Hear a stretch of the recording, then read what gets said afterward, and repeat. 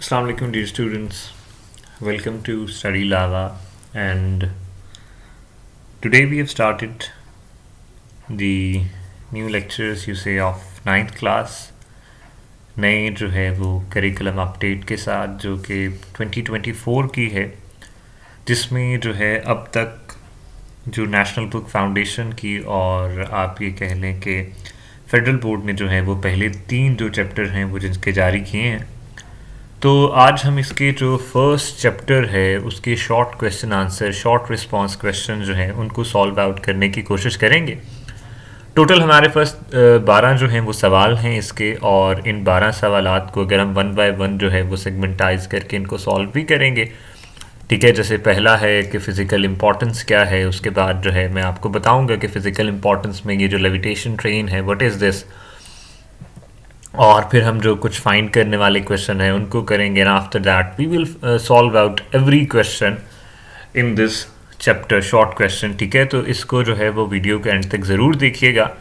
And if anyone want to have online classes from me, so he can, ठीक है, he can contact me for the online classes on my number है।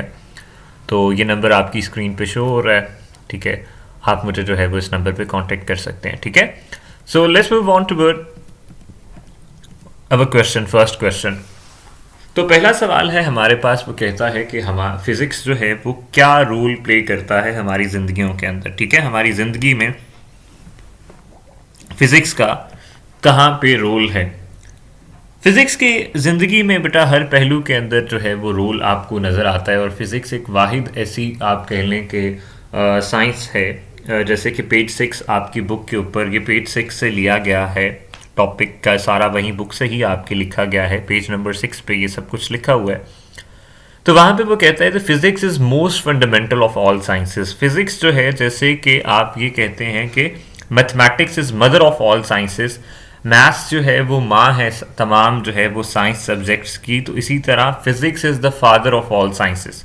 ठीक है, physics क्या है, वो father है सब तमाम जो है वो सब्जेक्ट्स की। ठीक है, for example, biology uses the physics principle of fluid movement to understand how blood flows through the heart, arteries and vein. अब कैसे जो है वो फ्लूइड जो है वो मटेरियल जो फ्लो करते हैं वो कैसे एक जगह से दूसरी जगह जाते हैं, हाई प्रेशर से लो प्रेशर में कैसे जाते हैं। हमारा दिल जो है वो हमारे हाथों तक, आंखों तक, पाँव तक कैसे जो है वो ब्लड को फ्लो करता है, कैसे जो है वो ऑक्सीजनेटेड ब्लड जो है वो पहुंचाता है और डीऑक्सीजनेटेड ब्लड जो है वो लेके जाता है। बेटा हम अपना ब्लड प्रेशर चेक करते हैं, ये सारी की सारी चीज़ें जो हैं वो बायोलॉजी के अंदर जो है वो फिज़िक्स की ही आप कह लें कि वजह से बन चुकी हैं। आज जो हम सेल को देखते हैं, जो माइक्रोस्कोप को देखते हैं, ठीक है, टेलीस्कोप को इस्तेमाल करते हैं, तो ये सारी की सारी जो चीज़ें जो इस्तेमाल की जा रही हैं साइंसेस के अंदर बेटा, वो लेंस की वजह से माइक्रोस्कोप और टेलीस्कोप बना। और लेंस किसने बनाया बेटा, फिजिक्स ने बनाया। ठीक है, उसके बाद वो कहता है कि chemistry relies on the physics of subatomic particles. अब आप बेटा सब एटॉमिक पार्टिकल्स को अगर देखें तो सब एटॉमिक पार्टिकल्स क्या होते हैं। एटॉमिक पार्टिकल्स के अंदर अगर आप देखें तो एटम जो है वो किन किन आप कह लें कि सब एटॉमिक पार्टिकल से मिलके बना है। तो उसके अंदर सबसे पहले है इलेक्ट्रॉन, प्रोटॉन और उसके बाद न्यूट्रॉन। ठीक है, अब आपको पता है बेटा कि एक्सटर्नल वैलेंसी जितनी भी है वो इलेक्ट्रॉन की वजह से होती है। थोड़ा सा आप जब फिजिक्स के अंदर आगे 10th क्लास में जाएंगे तो तब आप जो है वो एटॉमिक फिजिक्स, अभी भी आप ब्रांचेस के अंदर एटॉमिक फिजिक्स पढ़ चुके हैं कि एटम का स्ट्रक्चर क्या है। और केमिस्ट्री में आप पढ़ेंगे कि एक इलेक्ट्रोनेगेटिविटी होती है कि अगर उसके पास इलेक्ट्रॉन एटम के पास नहीं है तो वो किसी और को अपनी तरफ अट्रैक्ट करता है, या आप ये कह लें कि वो जो फोर्स से, जिस फोर्स से एक चार्ज जो है वो दूसरे चार्ज को अपनी जानिब अट्रैक्ट करता है, उस फोर्स को क्या कहा जाता है, उस फोर्स को कहा जाता है इलेक्ट्रोस्टैटिक फोर्स। और वो फोर्स जो है वो कौन, वो रिएक्शन की वो जो फोर्स है वो कौन बताता है, वो फिजिक्स बताती है। ठीक है, अब जो मोस्ट इंटरेस्टिंग आप कह लें कि फिजिक्स की इंपॉर्टेंस का पार्ट है वो है टेक्नोलॉजी के अंदर। टेक्नोलॉजी में हमारी जितनी सैटेलाइट्स हैं, आर्टिफिशियल सैटेलाइट्स जो हमने भेजी कम्युनिकेशन पर्पसेस के लिए या डिफरेंट आप कह लें कि सिक्योरिटी पर्पसेस के लिए, वो फिज़िक्स के जो है वो आप कह लें ग्रेविटेशनल लॉ को फॉलो करती हैं। उसके बाद जितनी हम रॉकेट भेजते हैं, स्पेस शटल्स भेजते हैं, उसके बाद लेविटेटिंग ट्रेन्स की बात की गई है, ठीक है। लेविटेटिंग ट्रेन्स जो हैं वो क्या होती हैं, ये सारी चीज़ें बेटा आप ना वन बाय वन आगे जाके डिटेल के अंदर चीज़ें एक एक करके पढ़ेंगे।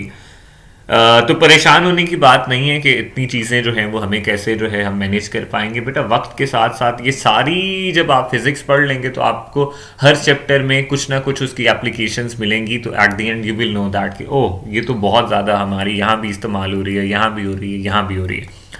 अब लेविटेटिंग ट्रेन्स क्या हैं, what are the levitating trains and how we manage that. तो एक ट्रेन है बेटा SC maglev, superconducting magnetic levitation train. Levitate का मतलब होता है बेटा कि किसी चीज का हवा के अंदर झूलना, किसी चीज का हवा के अंदर झूलते रहना, कि ना वो जमीन के साथ टच हो रही है, ना वो ऊपर को जा रही है, ना ऊपर को जाना ना नीचे को जाना, दोनों जो है वो फोर्सेस बैलेंस हो जाना, और एक बॉडी जो है वो आप कह लें कि मिड एयर जो है वो इक्विलिब्रियम पोजीशन में आ जाती है, ना ऊपर जाती है ना नीचे जाती है, उसको हम लेविटेशन कहते हैं प्रोसेस, ठीक है। अब ये लेविटेशन प्रोसेस बहुत से आप कह लें बहुत सी वजह से हो सकता है, बहुत से इसके अंदर रीजंस हो सकते हैं लेविटेशन प्रोसेस के अंदर। लेकिन जो हमारी ट्रेन्स के अंदर लेविटेशन प्रोसेस है बेटा वो मैग्नेट्स की वजह से होता है। हम जानते हैं बेटा कि सेम जो हमारे पोल होते हैं, नॉर्थ पोल जो है वो नॉर्थ पोल को रिपेल करता है, और ऑपोजिट फोर्सेस जो है वो जो हमारे पोल्स हैं वो अट्रैक्ट करते हैं। चार्ल्स डुफे ने ये बात कही थी, ठीक है। तो चार्ल्स डुफे का ये कहना है कि नॉर्थ पोल को क्या करता है, रिपेल करता है। अब इसी प्रिंसिपल को फिजिक्स के अंदर हमने इस्तेमाल करके ये देख सकते हैं बेटा, नॉर्थ साउथ हमने मकनातीस मैग्नेट, सुपर कंडक्टिंग मैग्नेट्स को हमने इस्तेमाल किया, ठीक है, और इलेक्ट्रोमैग्नेट्स को इस्तेमाल करके हमने जो है वो ये सबसे तेज फास्ट मूविंग जो है वो जो 603 किलोमीटर पर आवर जिसकी स्पीड है जापान के अंदर, ये बेटा एससी मैगलेव जो है, चाइना ने, अमेरिका ने, बहुत ने अब ये बना ली लेविटेशन ट्रेन। लेकिन सबसे जो सुपर आप कह लें जाने वाली सबसे तेज जो है वो है 603 किलोमीटर पर आवर, जो आप ये कह लें 2 गुना है आवाज़ की रफ्तार से। और ये अगर आप हो तो ये 20 मिनट में बेटा आपको जो है वो इस्लामाबाद से लाहौर पहुंचा सकती है, ठीक है। ये किसने बना के दी, ये फिजिक्स ने बना के दी है, ठीक है। उसके बाद बेटा वो कह रहे हैं microscopic robots that fight cancer cells. अब जो है वो छोटे छोटे बेटा एटम के साइज के, एटम से कुछ बड़े साइज के जो है वो क्या रोबोट बना लिए गए हैं, माइक्रो रोबोट, नैनो लेवल के ऊपर आप कह लें, नैनो टेक्नोलॉजी के अंदर जो है वो रोबोट्स बनाए गए हैं। अब ये रोबोट्स जो हैं बेटा, अगर आप रेडियोथेरेपी करते हैं, ठीक है, रेडियोग्राफी के जरिए, और वो रेडियोथेरेपी जो होती है जिसके अंदर रेडिएशंस जो हैं वो गामा रेडिएशंस या आप कह लें हाई फ्रीक्वेंसी जो है हमारे पास जो एक्स रेज होती हैं, उनको हम क्या करते हैं सेल के ऊपर, जो हमारे ब्लड सेल होते हैं हम उनके ऊपर जो है वो टारगेट करके उनको मारते हैं, तो उसमें हेल्दी सेल भी हमारे डिस्ट्रॉय होते हैं। लेकिन क्या है कि आप माइक्रोस्कोपिक रोबोट्स बना दिए हैं जिनको इलेक्ट्रिक और मैग्नेटिक फील्ड के साथ हम क्या कर सकते हैं, कंट्रोल करते हैं, और हम उसको क्या करते हैं कि टारगेट कर देते हैं उसको जाके। तो उस टारगेट, इससे क्या होता है, हम कैंसर सेल को जो है वो जो उनको भी जो है वो सेल कर देते हैं, उनको जो है वो डिस्ट्रॉय कर देते हैं। उसके अलावा इनफर्टिलिटी, अगर जिनके अंदर वेमेंस के अंदर इनफर्टिलिटी होती है, तो आप ये कह लें कि फॉर द फर्टिलिटी भी ये माइक्रोस्कोपिक रोबोट्स जो हैं ये इस्तेमाल किए जाते हैं, ठीक है। तो it's another process, you can say that कि वो भी एक इम्पॉर्टेंस है। ऑल दो So all the technologies, whether commonplaces or exciting, are based on the principle of physics. ये हमारी जो है वो पहले क्वेश्चन की एलेबोरेशन है। अगर आप इसको आसानी से समझने की कोशिश करते हैं तो आप जो है वो इसको समझ सकते हैं। अगर नहीं समझ आती, you can ask me on the WhatsApp. तो फास्टेस्ट ट्रेन है बेटा, किस प्रोसेस से लेविटेटिंग ट्रेन चलती है हमने देख ली। नेक्स्ट क्वेश्चन है हमारे पास, estimate your age in minutes and seconds. अपनी उम्र जो है उसका एस्टीमेट लगाइए, अंदाजा लगाइए। वो कह रहा है कि मिनट्स और सेकंड्स के अंदर आपकी एज होगी बेटा सालों के अंदर। आप फॉर एग्जांपल ईयर्स के अंदर जो है वो आपकी एज है, ठीक है। इस ईयर्स को आपने क्या करना है, ईयर्स को कन्वर्ट करना है मंथ्स के अंदर, ठीक है। ईयर्स जाएंगे मंथ्स के अंदर, मंथ्स जाएंगे डेज के अंदर, ठीक है। डेज जाएंगे आवर्स के अंदर, और आवर्स जाएंगे मिनट्स के अंदर, ठीक है। और मिनट्स जाएंगे सेकंड्स के अंदर, ठीक है। ये आपका जो है वो आप कह लें कि आपका प्रोसीजर होगा। लेकिन इसको एक स्टेप के अंदर आपने नहीं करना। You have to solve this question in more than 4 to 5 steps, because ये नंबर आपके 3 मार्क्स का क्वेश्चन होगा। ये क्वेश्चन क्या होगा बेटा, आपके 3 मार्क्स का होगा। चलिए मैं इस क्वेश्चन को सॉल्व आउट करता हूं। बिफोर सॉल्विंग दैट मैं कोशिश करता हूं कि मैं अपने पास कैलकुलेटर को रख लूं ताकि मैं इसकी कैलकुलेशन भी आपको करवा दूं। चलिए बेटा इसको सॉल्व करते हैं। सबसे पहले हम एज्यूम कर लेते हैं कि आपकी उम्र जो है, आपकी एज जो है वो है 15 साल, ठीक है। तो लिखते हैं हम 15 ईयर्स, ठीक है। अब 15 ईयर्स से बेटा ये आपने रफ वर्क के अंदर लिखना है, तो लिख के आप इसको सॉल्व आउट कर सकते हैं, याद रख सकते हैं कि 15 ईयर्स के अंदर कितने आपके पास मंथ्स होते हैं। 15 इंटू 12, ठीक है, 12 मंथ्स, ठीक है। उसके बाद 15 इंटू 12 डेज कितने होते हैं बेटा, 30 डेज, ठीक है। कितने हो गए, 30 डेज हो गए। उसके बाद आवर्स के अंदर आपने चले जाना है, इंटू 30 इंटू 24 आवर्स, ठीक है। इसके बाद आपने जो है वो आवर्स से जाना है मिनट्स के अंदर, 15 into 12 into 30 into 24 and into 24 के बाद 60 मिनट्स, 60 मिनट्स। अब ये आपका आंसर यहां पे आ जाएगा बेटा मिनट्स वाला। अब आप इसको क्या कर लेंगे, मल्टीप्लाई कर लेंगे। ऑल्दो ये आप एक स्टेप के अंदर भी कर सकते हैं, लेकिन क्या है कि एक स्टेप के अंदर करेंगे तो वो फिर नंबर भी आपको एक ही देगा, ठीक है। 15 multiply by 12 multiply by 30 multiply by 24 and multiply by 60 करें आप, तो ये आता है 776 000 मिनट्स। तो ये बेटा अगर आप 15 साल आपकी उम्र है, ठीक है, पूरे 15 साल, तो आपने इतने मिनट जो है वो जिंदगी गुजार ली है, आप इतने मिनट जिंदगी गुजार चुके हैं। अब हम बात करें अगर सेकंड्स के अंदर, तो हमने इसी वैल्यू को, वैसे तो हम ये पूरा आप लिखेंगे 30 into 24 into 60 into 60 minutes seconds, ठीक है, कि 60 मिनट के अंदर 60 सेकंड होते हैं। तो हम इसको दोबारा से क्या करेंगे, 60 के साथ क्या कर देंगे, मल्टीप्लाई कर देंगे। तो ये हमारे पास आएगा 46656 और फिर 40 और फिर 40 सेकंड के साथ। ये एंड पे क्या है, एस है, सेकंड है, 5 नहीं है ये, ठीक है। तो ये आपका बेटा दूसरा क्वेश्चन है जो हमने सॉल्व आउट कर लिया है, ठीक है। यहाँ पे आपने मिनट्स में लिख देना है। इन मिनट्स जो है वो आपका ये जो है वो आ गया, ठीक है। इन मिनट्स जो है वो आपके ये आ गया, और इन सेकंड्स जो है वो आपके पास ये आ गया। ये हमारा जो है वो इन मिनट्स और सेकंड्स जो है वो हमने क्वेश्चन नंबर 2 को भी सॉल्व आउट कर लिया है। अब चलते हैं क्वेश्चन नंबर 3 की तरफ। क्वेश्चन नंबर 3 में वो कहता है, हमसे पूछता है कि बताइए कि हमारे पास कौन कौन सी फिजिकल क्वांटिटीज जो हैं वो बेस क्वांटिटीज जो इन्वॉल्व हैं फोर्स के अंदर, प्रेशर के अंदर, पावर के अंदर एंड चार्ज के अंदर। अब हमें याद होना चाहिए बेटा कि बेस क्वांटिटीज वो बुनियादी क्वांटिटीज होती हैं, वो फंडामेंटल क्वांटिटीज होती हैं जिनसे मिल के जो है वो ड्राइव क्वांटिटीज बनती हैं, ठीक है। Base quantities are the fundamental quantities, ठीक है, जिनको मल्टीप्लाई या डिवाइड करके हम जो है वो ड्राइव क्वांटिटीज बनाते हैं।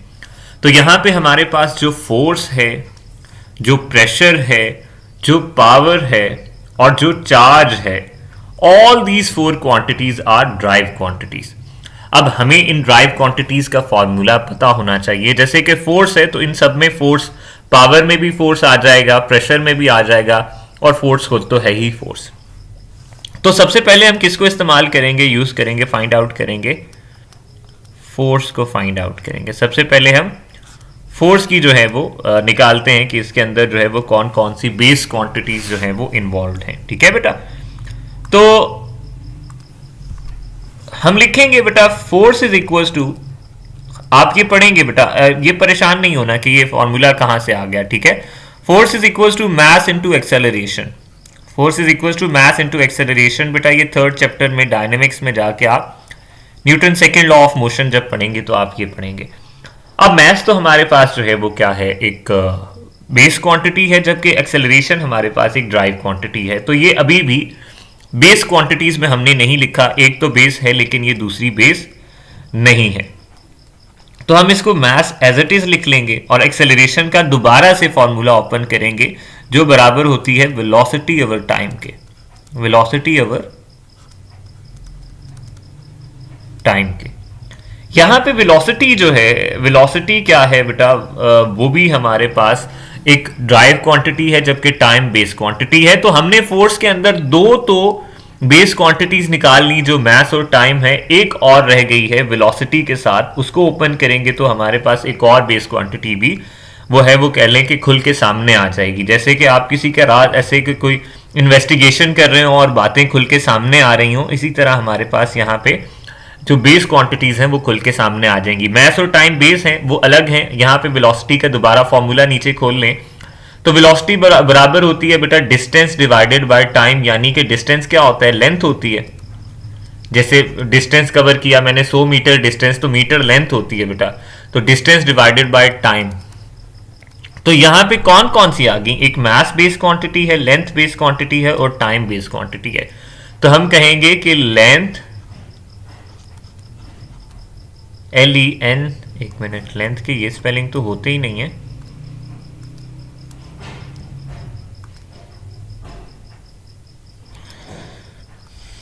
Length mass time are the base quantities involved in force।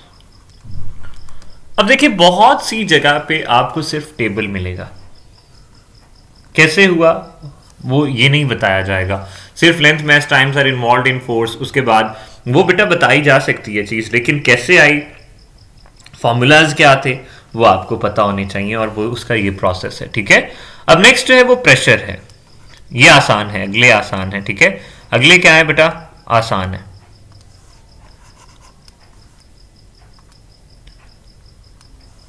Next हमारे पास दूसरे वाला क्या है,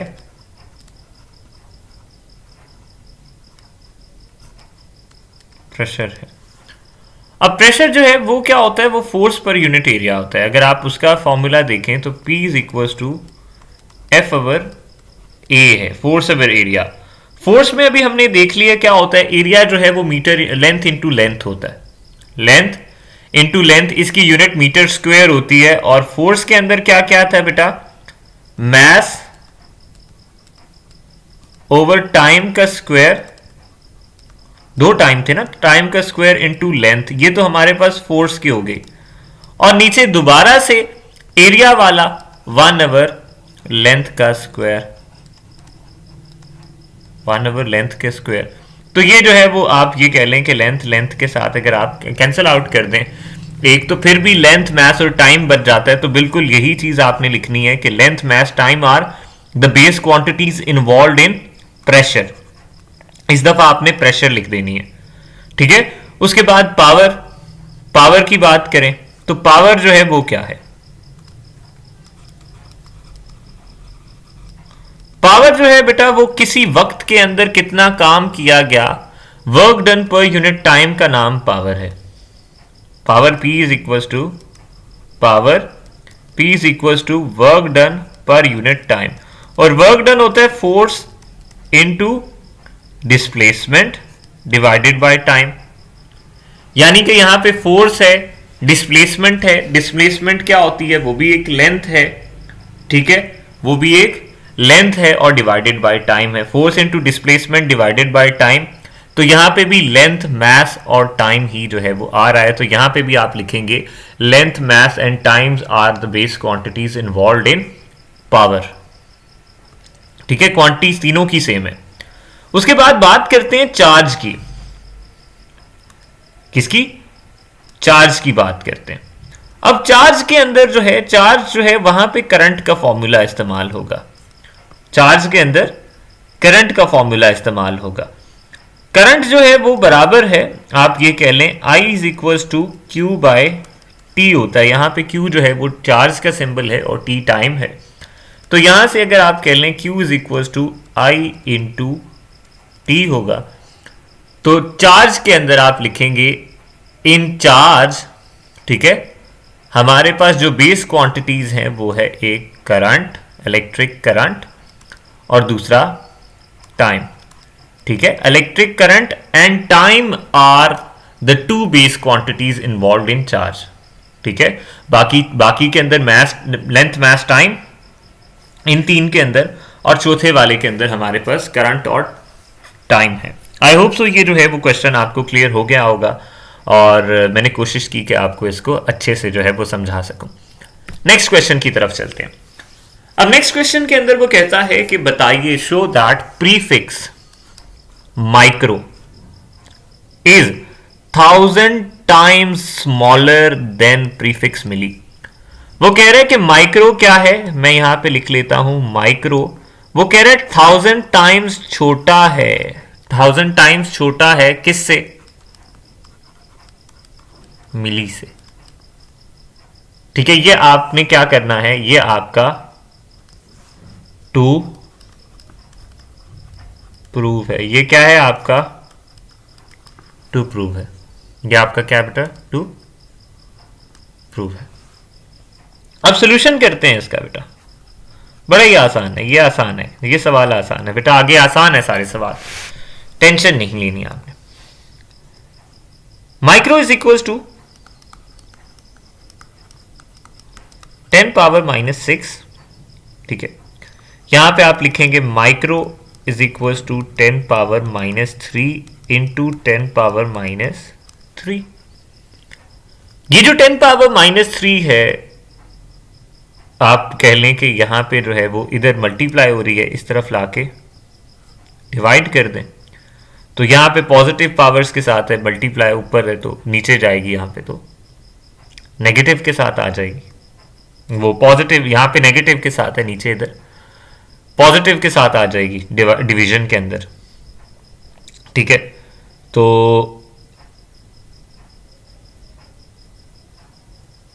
1/1000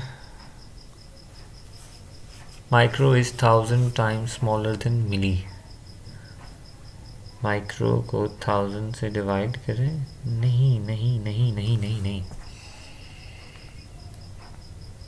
माइक्रो जो है वो मिली से नहीं, ऐसे नहीं होगा, ऐसे नहीं होगा।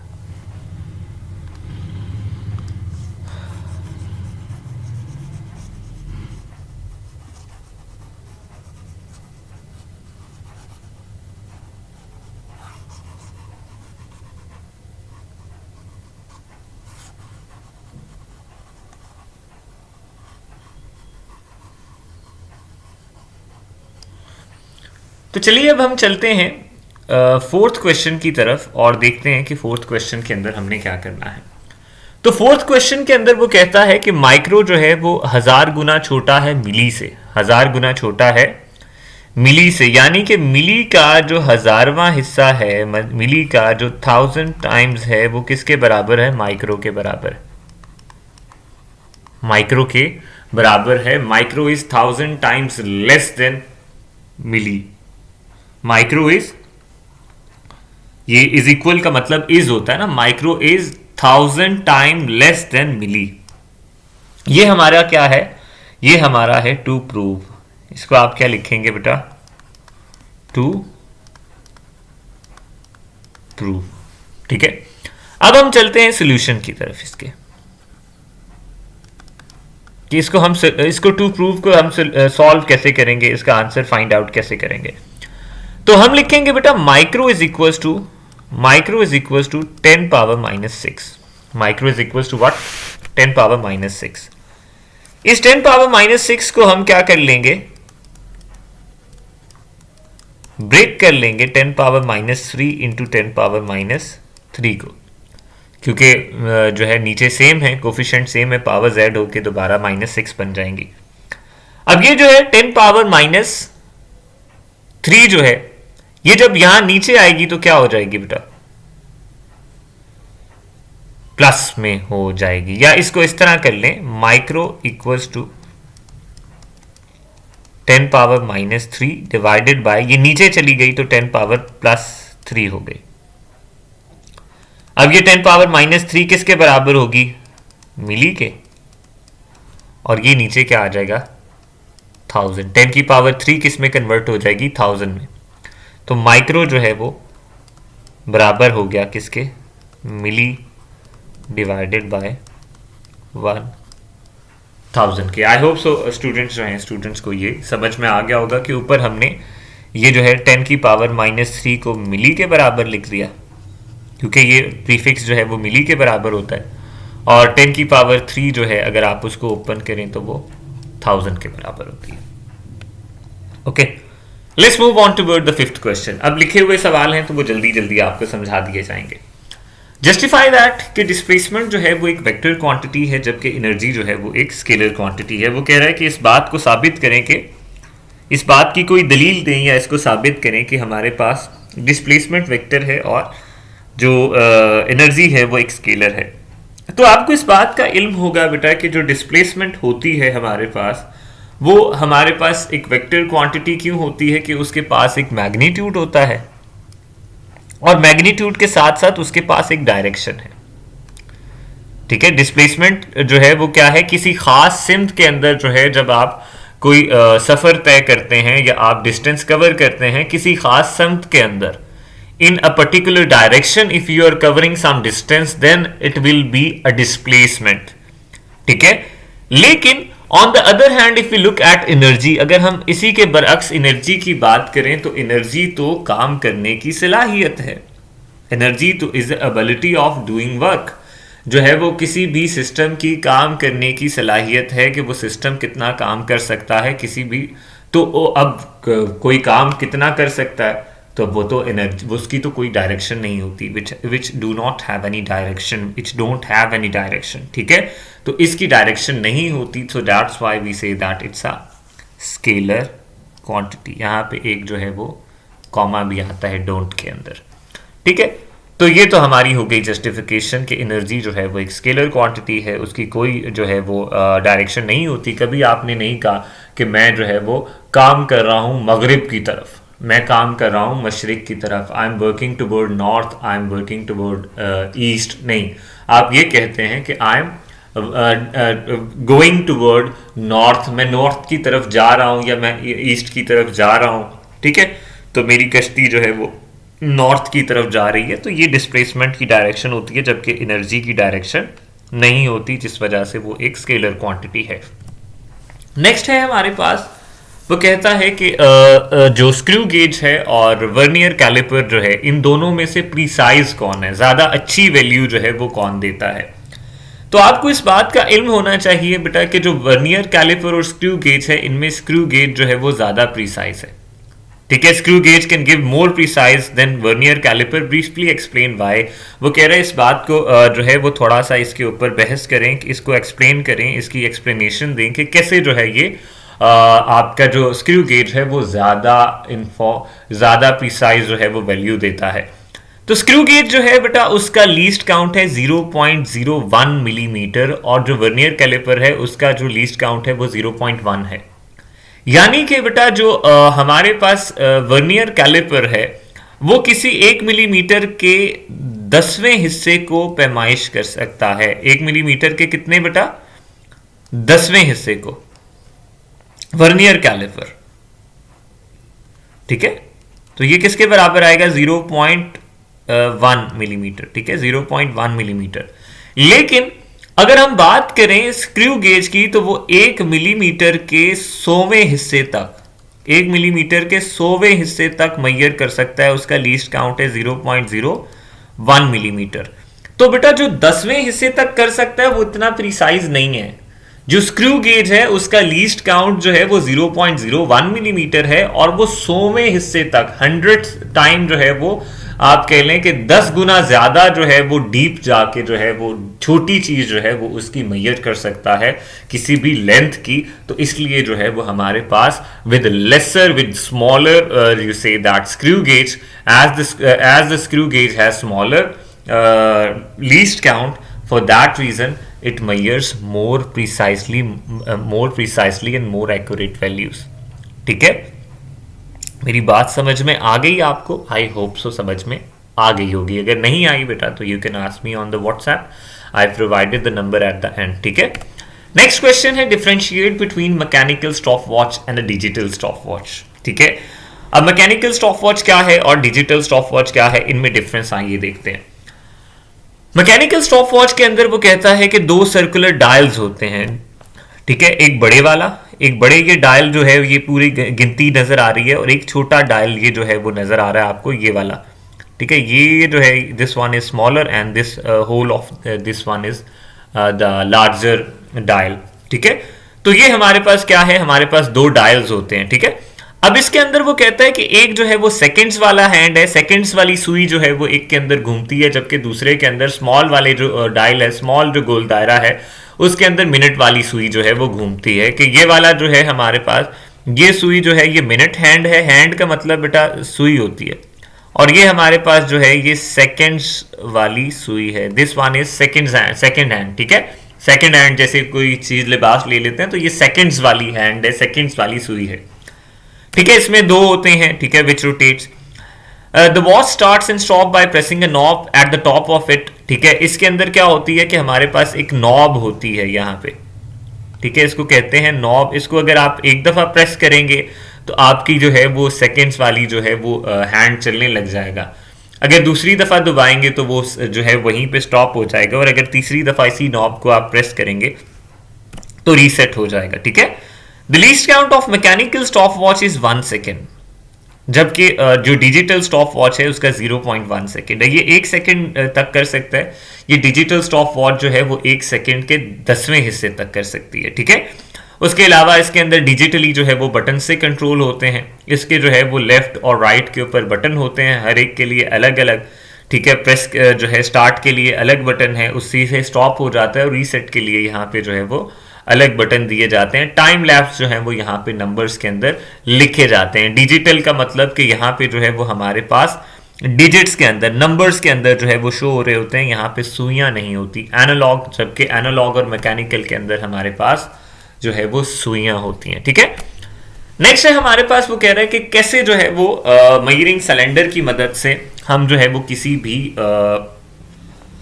इरेगुलर शेप्ड जो है ऑब्जेक्ट्स का या स्टोन का, इस क्वेश्चन में स्टोन पूछा गया है कि स्टोन का जो है वो मेजर कर सकते हैं वॉल्यूम।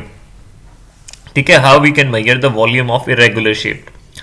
अब इसके लिए करना क्या है कि आपने जो है वो दो जो है इस तरह से लंबे से जो फ्लास्क है मेजरिंग जो है वो आपके पास सिलेंडर्स जो हैं उनके अंदर पानी या कोई भी फ्लूइड डाल लेना है। कोशिश करना है कि वो ट्रांसपेरेंट ना हो। ठीक है, अब उसके अंदर वो कह रहा है कि मेटालिक बॉब, या आप कह लें कि सच एज मेटालिक बॉब की जगह अगर उसने स्टोन पूछ लिया तो आप लिखें stone, such as stone put in it as shown in figure, जहां जैसे कि आपको फिगर के अंदर दे दिया गया है। अब होता यूं है बेटा कि जैसे ही आपने इसके अंदर पत्थर को डाला तो ये पानी का लेवल जो है ये VF पे, पहले इनिशियल VI पे था, P पॉइंट पे। जैसे ही आपने पत्थर डाला तो आपका ये जो पानी का लेवल होता है आपको पता है ये राइज कर जाता है। तो कितना पानी का लेवल जो है V आपके बराबर आ जाएगा VF माइनस के कितना पानी राइज हुआ, और उसमें से जो आपकी इनिशियल जो वैल्यू थी कि पहले हमारे पास फॉर एग्जांपल बेटा यहाँ पे 50 पे था, यहाँ पे 50 मिलीलीटर था। ठीक है, और उसके बाद जो है वो ये जो है हमारे पास 60 पे आ गया, लेट्स से 60 पे आ गया, तो हमारे पास 10 मिलीलीटर जो है वो आ जाएगा, और ये आप कह लें कि 10 सेंटीमीटर क्यूब के बराबर होता है। I think so it is equals to 10 centimetre cube. ये कन्वर्जन जो है वो एक दफ़ा कन्वर्ट कर लीजिएगा कंफर्म। तो इस तरह से जो है वो हम क्या करते हैं कि पत्थर को ऐड करके जो है वो क्या करते हैं, जब लिक्विड का लेवल राइज होता है तो हम फाइनल वॉल्यूम को माइनस कर देते हैं इनिशियल वॉल्यूम से, तो हमारे पास जो है वो इरेगुलर का वॉल्यूम आ जाता है। नेक्स्ट नाइन्थ क्वेश्चन है, कह रहे हैं कि कौन कौन सी हमें प्रिकॉशंस, कौन कौन सी एहतियाती तदाबीर, प्रिकॉशंस का मतलब होता है एहतियाती तदाबीर रखनी चाहिए जब हम जो है वो क्या कर रहे हो, हम जो है किसी मेजरमेंट को कर रहे हो मेजरिंग सिलेंडर में। Precautions to be taken while measuring the volume of the liquid with the measuring cylinders are that make sure measuring cylinder is placed on a flat surface। सबसे पहले तो इस बात का ख्याल रखना है कि जो हमारा मेजरिंग सिलेंडर है वो फ्लैट सरफेस के ऊपर है भी या नहीं। अगर वो फ्लैट सरफेस पे नहीं होगा तो आपका जो पानी जो है वो क्या होगा कि एक तरफ से जो है वो हो सकता है 75 पे हो, तो दूसरी तरफ से वो 80 के ऊपर जो है वो ऐसे टेढ़ा जो है वो होगा, पानी भी ऊपर से टेढ़ा होगा। ठीक है, तो इसलिए उसको किसी हमवार सतह पर, स्मूथ सीधी सतह के ऊपर आपने रखना है।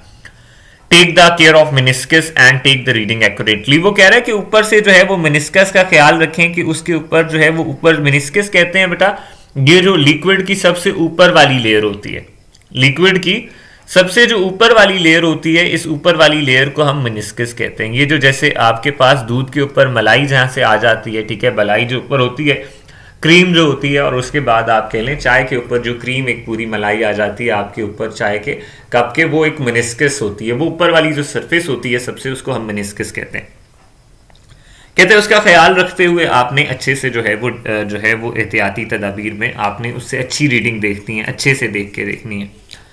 उसके बाद ये जैसे कि ये मिनिस्कस को अच्छे से देख रहा है कि ये मिनिस्कस जो है वो क्या है, कि मिनिस्कस अक्सर आप देखें ना तो पानी के केस में साइड से थोड़ा ऊंचा होता है और दरमियान से थोड़ा नीचे होता है सरफेस टेंशन की वजह से। ठीक है, मरकरी का केस ऐसे होता है कि वो मिनिस्कस थोड़ा सा ऊंचा होता है, यहाँ से बल्जी होता है। ठीक है, ऊपर को बल्जी होता है। तो वो कह रहे हैं इस बात का ख्याल रखना है आपने कि ये देखें साइडों से थोड़ा सा ऊंचा है और दरमियान से थोड़ा सा नीचे है, तो आपने रीडिंग यहाँ से लेनी है, जहाँ दरमियान से, मिनिस्कस का ख्याल रखना है। उसके बाद वो कह रहे हैं पैरेलैक्स एरर जो है उससे इज्तनाब करना है। पैरेलैक्स एरर क्या होता है? अब पैरेलैक्स एरर हमारे पास ऐसे है कि हम जो है जब किसी भी लिक्विड में, यहाँ पे देखें मिनिस्कस का भी है कि साइडें बड़ी हैं और दरमियान से पानी जो है वो नीचे है। ठीक है, ये मिनिस्कस होता है। ये वाटर होगा तो वाटर जो है वो क्या होता है, साइड से सरफेस टेंशन की वजह से ऊपर चला जाता है और दरमियान से जो है वो क्या होता है कि नीचे आ जाता है। ठीक है, तो अब असल जो वैल्यू है वो है 19.70 मिलीलीटर। लेकिन जब आप बेटा इसको ऊपर से देखेंगे, थोड़ी सी नजर आपने ऊपर से रखी होगी और आप बिल्कुल पैरेलल जो है वो वैल्यू नहीं देखेंगे, तो आपको जो वैल्यू है वो कम नजर आएगी, आपको वैल्यू कम नजर आएगी, आपको 19.62 जो है वो वैल्यू नजर आएगी।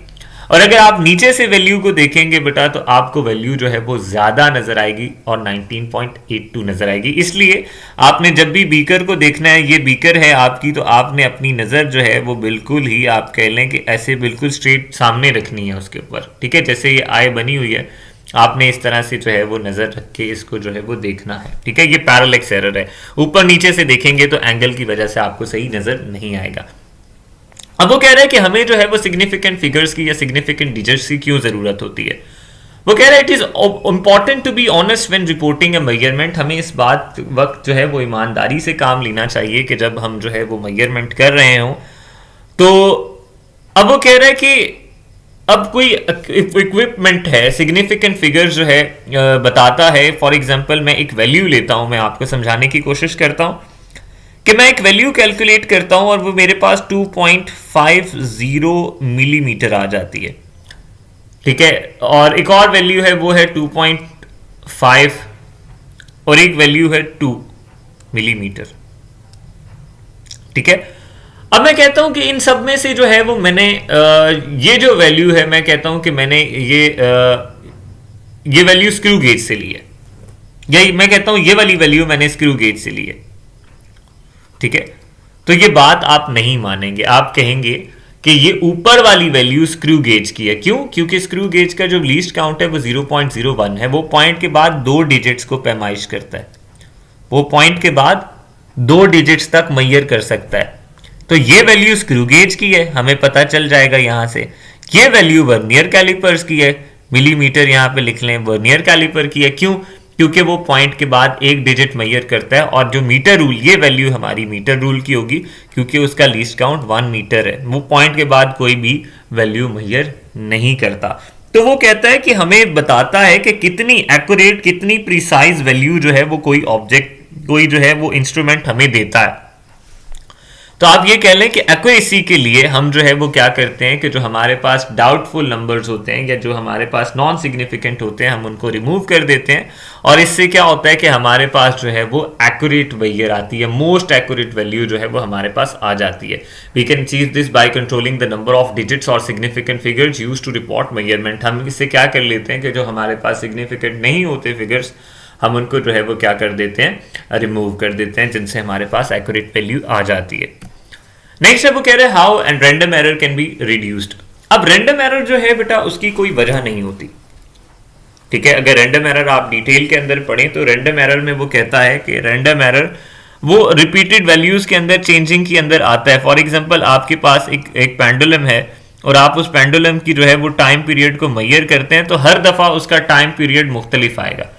एक दफा 2 सेकेंड आएगा, एक दफा 2.2 सेकेंड आ जाएगा, एक दफा 2.5 सेकेंड आ जाएगा। अब ये थोड़ा थोड़ा फर्क जो है वो हमेशा रहेगा, उसी सेम कंडीशंस के अंदर, सेम आप कह लें pressure, same gravity, same length के साथ आपके पास ये थोड़ी सी वेरिएशन जो आती है, इसको हम रैंडम एरर कहते हैं।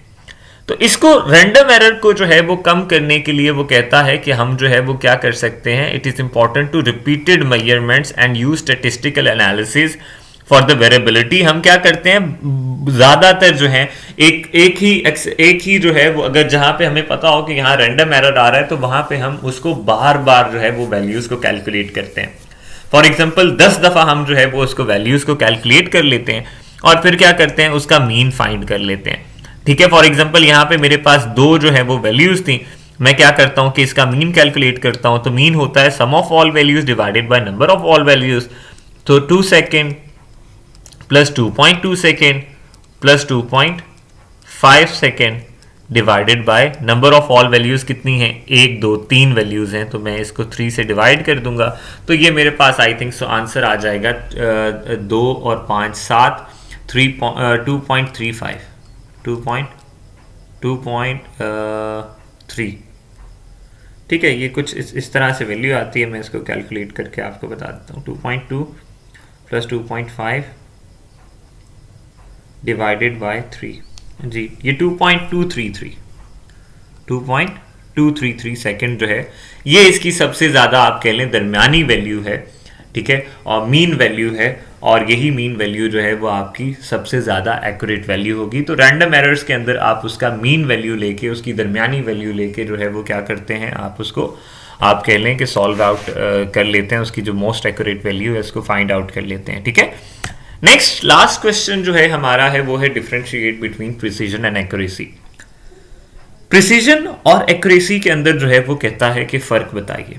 एक्यूरेसी जो है वो किसी भी वैल्यू की असल वैल्यू के साथ, जो ट्रू वैल्यू के साथ, फॉर एग्जांपल मैं आपको कोई जो है न्यूमेरिकल दूं या कोई एक्सपेरिमेंट दूं और मैं आपको कहूं कि इसका आंसर जो है वो 20 सेकेंड आना चाहिए, आपका आंसर जो है अगर 20 सेकेंड आ जाता है या 19.5 सेकेंड आता है, तो this is you say that accurate, ठीक है। ये जो है करीब करीब है, एक्यूरेट है कि सही वैल्यू के साथ कितना आपका आंसर मैच कर रहा है, इसको आप एक्यूरेसी कहते हैं। जबकि प्रिसीजन जो है वो रिप्रोड्यूसिबिलिटी ऑफ द मेजरमेंट है, कि मेजरमेंट कितनी दफा रिपीट होती है। रिप्रोड्यूसिबिलिटी का मतलब है कि रिपीटिशन कितनी है उसके अंदर रिपीटिशन कितनी है, ठीक है, कितनी दफा। प्रिसीजन का मतलब है कि वैल्यूज एक दूसरे के कितने करीब हैं, ठीक है। अब वो कह रहा है कि it can be determined by a single measurement, ठीक है। अगर दूसरा ना भी लिखें तो वो कह रहा है कि ये जो है वो सिंगल मेजरमेंट के साथ हो सकता है कि आपने पहली दफा जो है वो वैल्यू कैलकुलेट की और वो पहली दफा ही आपकी एक्यूरेट आ गई, तो दूसरी दफा आपको वैल्यू करने की जरूरत नहीं है।